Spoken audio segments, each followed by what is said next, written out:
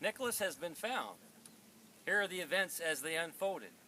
I got home from work, actually from a veterinary meeting down in Howard County, got out of the vehicle and greeted Bella as I normally do in the front yard. Come on, Bella.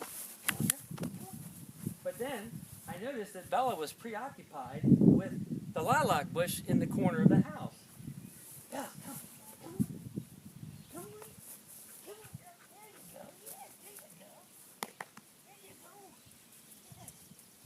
But then I started hearing this cat meowing, and I'm thinking, oh no, Bella has trapped a stray cat back in the bushes. And so I thought, well, I'm not going to get the cat out of there unless I take Bella in the house. So I took Bella in the house, put her in, came back out, and I stood on the front porch, and I'm looking down in the bush, and I'm hearing the cat, and he's just meowing away, meowing away, meowing away. So I came around back here, and to try and find him, or to try and find it. At that point I didn't know it was Nick. And I lifted up this, and this black cat starts walking toward me, and I hear an electric fence collar go beep, beep, beep. I'm like, well, that's odd.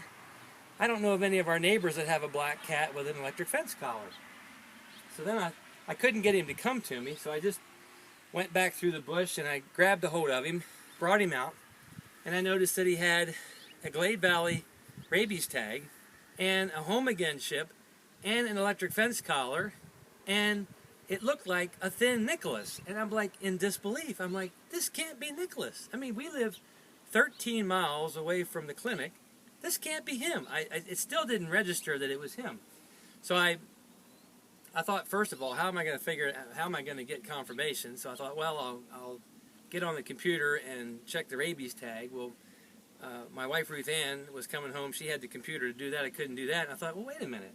Let's see how the home again works. So I called the home again number and got a representative, and they put the number in, and they said the cat's name is St. Nicholas. So it validated that this was Nick. A few pounds lighter, but he's been out here on the farm, I guess, for 3 weeks, or, well, yeah, obviously for 3 weeks. And he apparently must have jumped up in one of our vehicles when he got out at the clinic and rode all the way home here. And we haven't seen any black cats around here for the last 2.5, 3 weeks. And then all of a sudden today he showed up. And then when he got back in here, apparently he ran away from our dog Bella.